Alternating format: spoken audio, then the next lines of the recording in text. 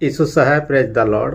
किसी परिवार में छोटे बच्चे जब होते हैं और अपने माता पिता यदि घर से दूर गए हो और उनका इंतजार कर रहे हो, बार बार उनको लगता होगा अब आ जाएं, अब आ जाएं। कई बार बड़ों से पूछने लगते हैं मेरे माता पिता कब पहुंचने वाले हैं।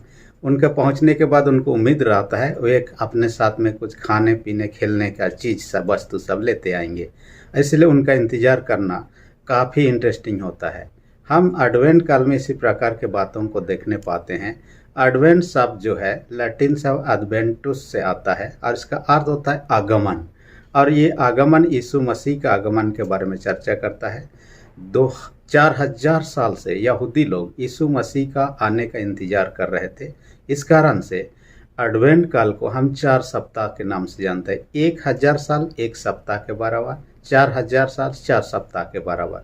और हम पहला एडवेंट में प्रवेश करने जा रहे हैं और ये 4 एडवेंट होता है। उसके बाद में हमारे प्रभु यीशु मसीह का जन्म पर्व हम मनाते हैं। और ये एडवेंट काल खासकर यीशु के अवतार, छुटकारा, जीवन के निर्देशन और महिमामय यीशु के आगमन के विषय में हमें स्मरण दिलाता है। कई लोग इस 4 सप्ताह को नामकरण किया हुआ है और इस कारण से वे लोग अपने चर्चों में भी कैंडल जलाया करते हैं। पहला सप्ताह को होप के नाम से या आशा के नाम से किया गया है। ये भविष्यवक्ताओं को समर्पित किया गया है, इसलिए कि भविष्यवक्ता लोग यीशु के बारे में भविष्यवाणी किए और लोग यीशु का आगमन की उम्मीद देख रहे थे, आशा देख रहे थे 4000 साल से। और 4000 साल बाद में यीशु मसीह आया, आज से 2000 साल पहले बैतलहम में जन्म लेकर। दूसरा सप्ताह को लव या प्रेम के साथ में तुलना किया गया। जो बैतलहम में यीशु मसीह देह धारण कर या अवतार लेकर आते हैं, ये परमेश्वर का प्रेम के कारण से, जैसे यूहन्ना 3:16 में कहता है परमेश्वर ने जगह से ऐसा प्रेम किया कि उसने अपना एकलौता पुत्र दे दिया। यानी यीशु मसीह का आगमन होना, बैतलहम में जन्मना, ये परमेश्वर का प्रेम का चिन्ह था। तीसरा कहता है जॉय, आनंद जो है, ये आनंद यीशु मसीह के जन्म का खुशी आनंद को दर्शाता है, जैसा कि हम बाइबल में पाते हैं। चौथा पीस कहता है, शांति के बारे में कहता है चौथा सप्ताह को।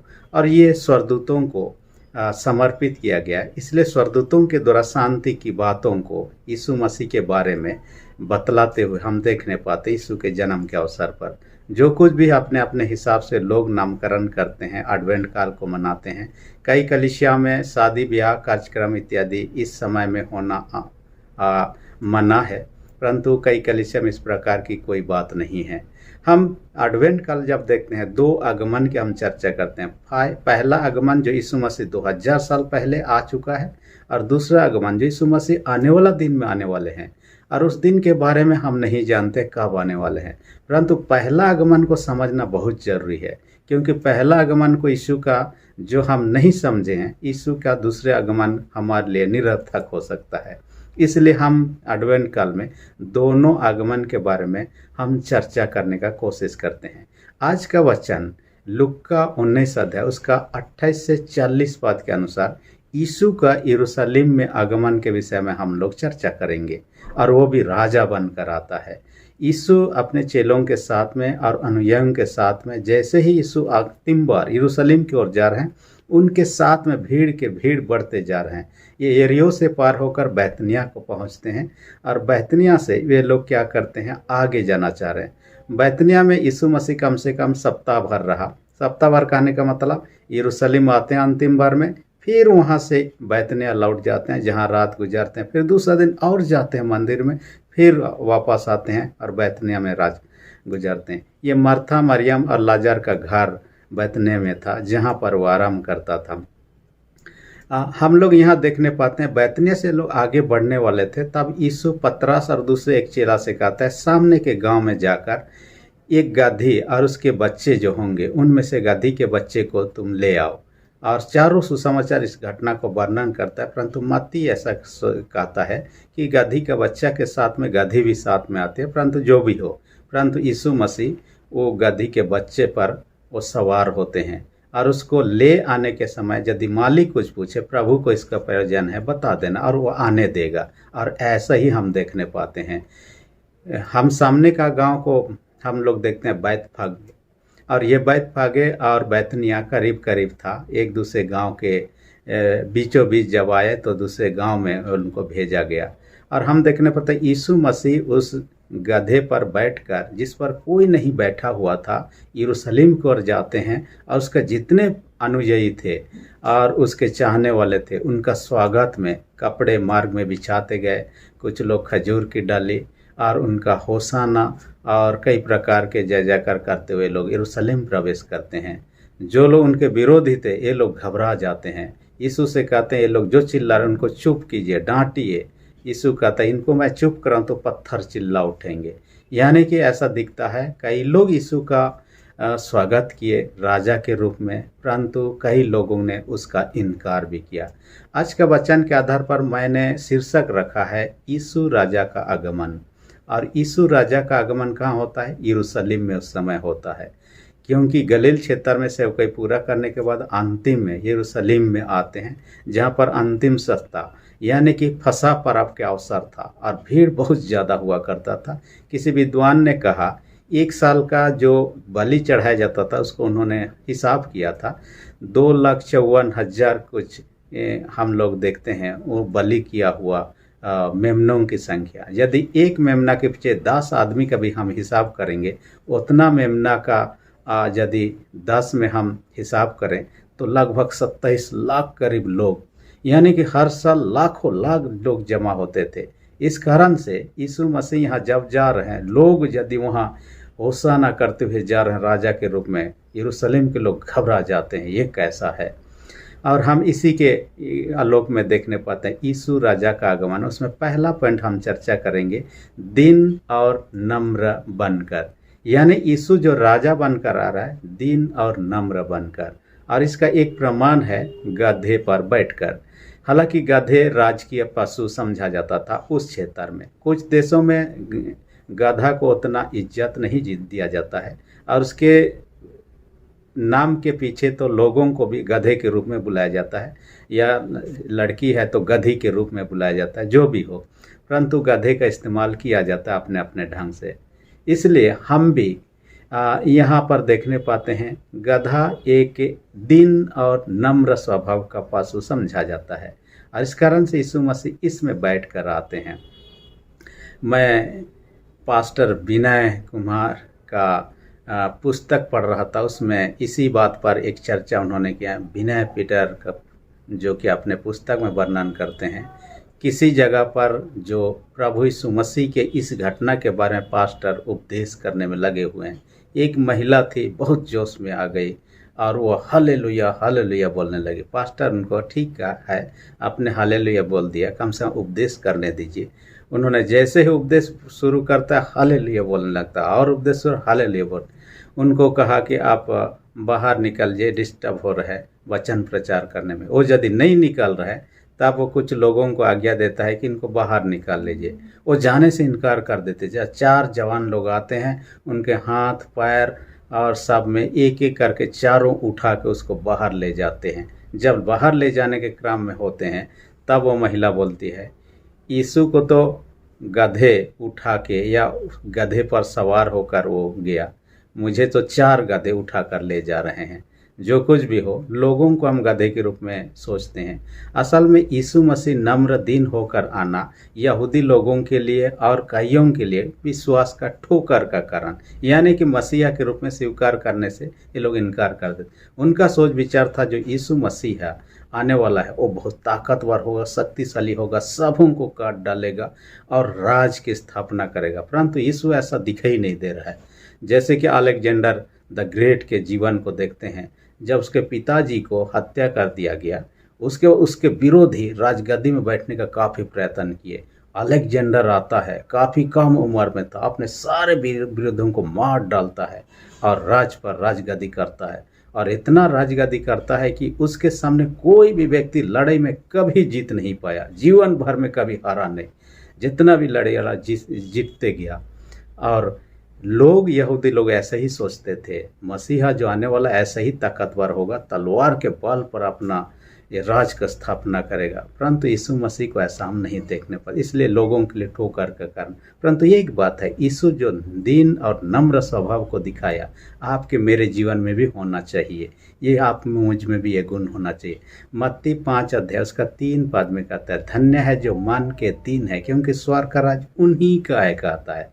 फिर नम्रता के विषय में 5वें पद में कहता है, धन्य है जो नम्र हैं, क्योंकि वे पृथ्वी का अधिकारी होंगे। इसलिए ये गुण हमारे जीवन में होना चाहिए। दूसरा पॉइंट हम चर्चा करते हैं, यीशु राजा का आगमन के क्षेत्र में दूसरा पॉइंट, उद्धार और शांति देने के लिए। यानी यीशु का आगमन जो होना है एडवेंट काल में, जिसे चर्चा कर रहे हैं, उद्धार और शांति देने के लिए। जगत के लोग पाप से भरे हुए थे, पाप के में से वे लोग खुद को बचाने में असमर्थ थे। इस कारण से यीशु मसीह को आना पड़ा। तो अंतिम बार यरूशलेम में प्रवेश करते लोगों को अपील कर रहे हैं, यीशु मसीह को जो उद्धार करता, शांति देता है, उसको ग्रहण करें। इसलिए उद्धार और शांति देने के लिए वो आ रहा है।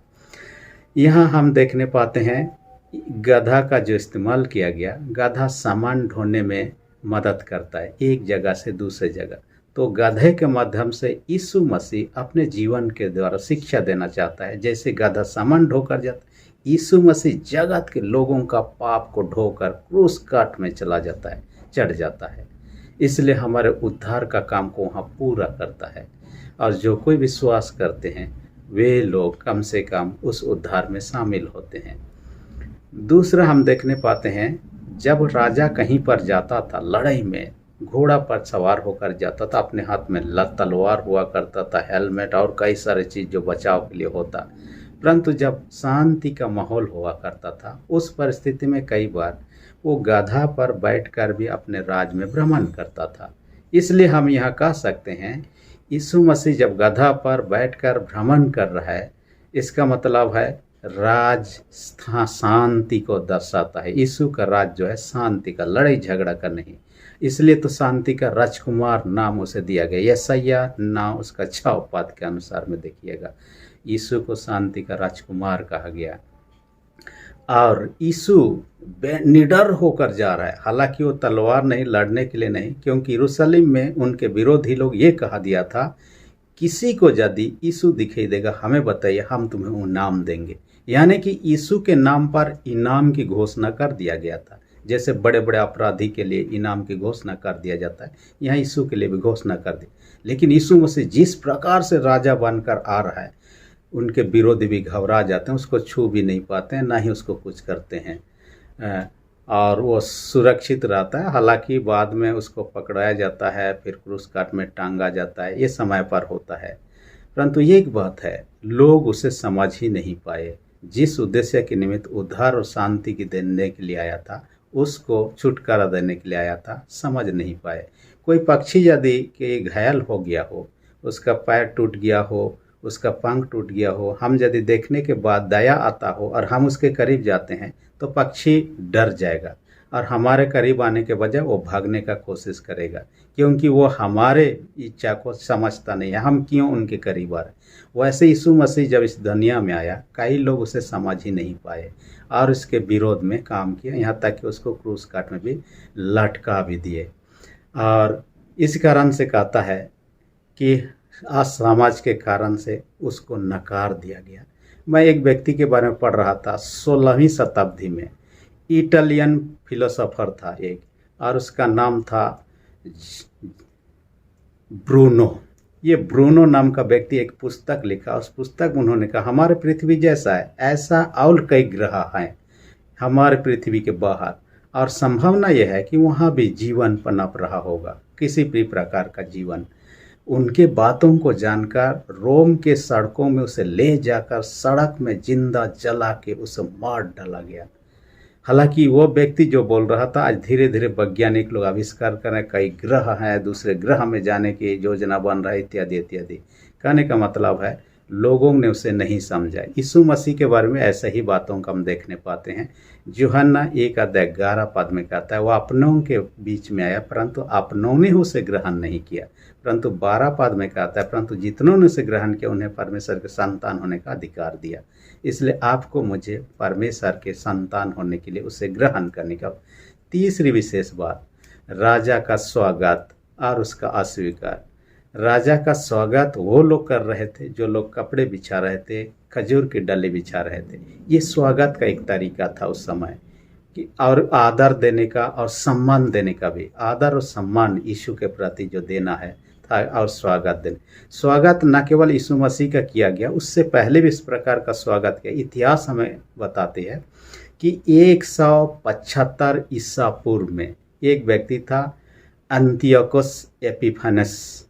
ये अंतियोकस एपिफानस जब यरूशलेम पर कब्जा कर लिया, उन्होंने क्या कि यरूशलेम मंदिर में ज्यूस देवता को स्थापित कर दिया, उसके सामने सुअर का बलि चढ़ाया, साथ ही मंदिर के अंदर में वेश्याओं को रख दिया और व्यभिचार कम फूलने फलने लगा। कई साल तक ऐसा ही रहा। फिर मक्काबी लोगों ने उनके विरोध में विद्रोह किया और समौन मक्काबी, यहूदा मक्काबी, ये लोग उस पर जीत हासिल किया, यरूशलेम को अपने कब्जे में ले लिया। उसके बाद में क्या किया, जब ये लोग यरूशलेम में आ रहे थे तो लोगों ने ऐसा ही खजूर की डाली और कपड़े बिछाकर उनका स्वागत किया। यीशु मसीह का भी यहाँ स्वागत हम देखने पर। साथ ही उन्होंने किया कि यीशु मसीह के लिए होसाना का शब्द कहा। होसाना का अर्थ होता है, ये प्रार्थना और स्तुति दोनों के लिए इस्तेमाल किया हुआ। प्रार्थना के रूप में प्रभु हमें बचा हो सकता है, और दूसरा जो उसके प्रशंसा स्तुति के लिए उद्धार देने वाला प्रभु ही है, उसके प्रशंसा के गीत के रूप में भी।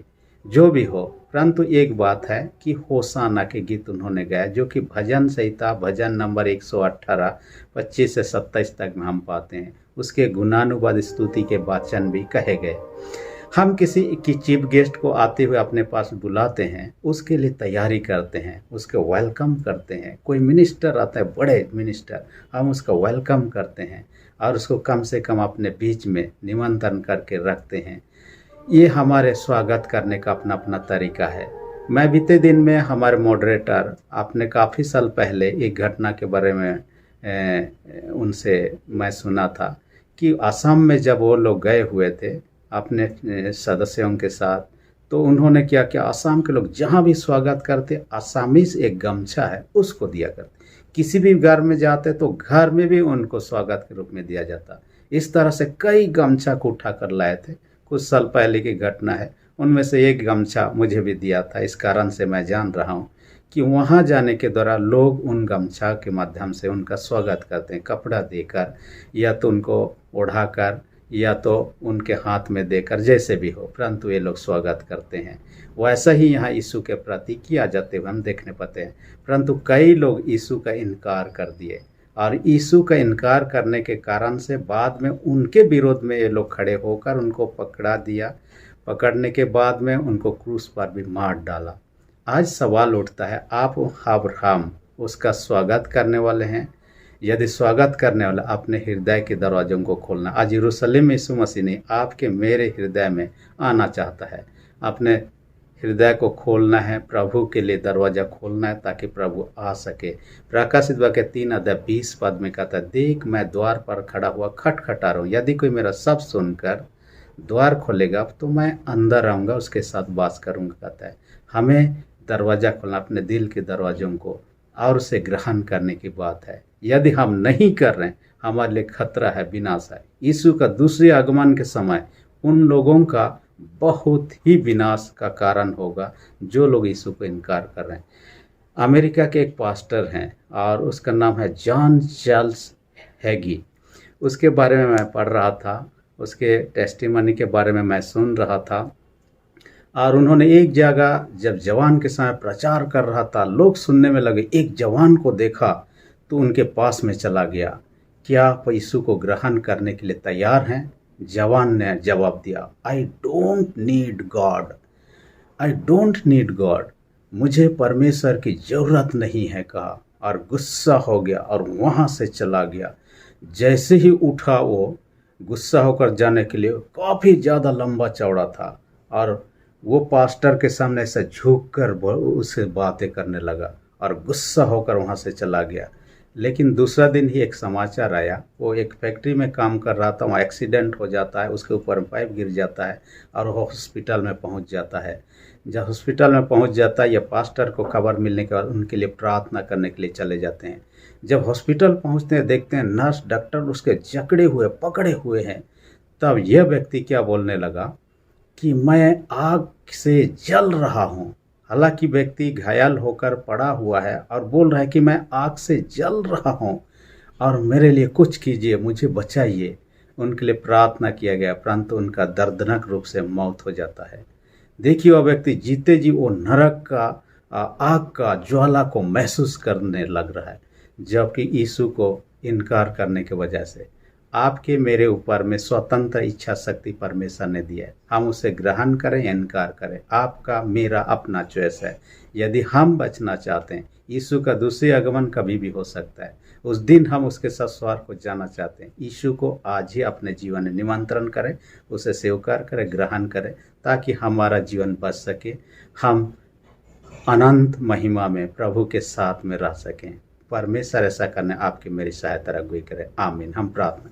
सेनाओं के जीत पिता धन्यवाद देते हैं, आज के वचन को हमसे बातें किया होने दे। हर एक सुनने वाले छोटे बड़े सबों का अपने स्वर्गीय आशीष से भर दे। जितने बीमार उन सबों के प्रति दया दृष्टि कर और यीशु के सामर्थ्य लोग से हर एक बीमारियों को दूर कर दे। जो विश्वास में कमजोर, उनके विश्वास को दृढ़ मजबूत कर। प्रार्थना यीशु के नाम से मांगते हैं, आमीन। यदि अब तक आपने मेरे चैनल को सब्सक्राइब नहीं किया, इसी घड़ी जो नीचे रेड बटन है उसे प्रेस करके सब्सक्राइब कर दीजिए और जो बेल आइकन निकले उसे प्रेस करके ऑल पर सेट कर दीजिए, ताकि आने वाली वीडियोस का नोटिफिकेशन आपको समय पर मिल सके। धन्यवाद।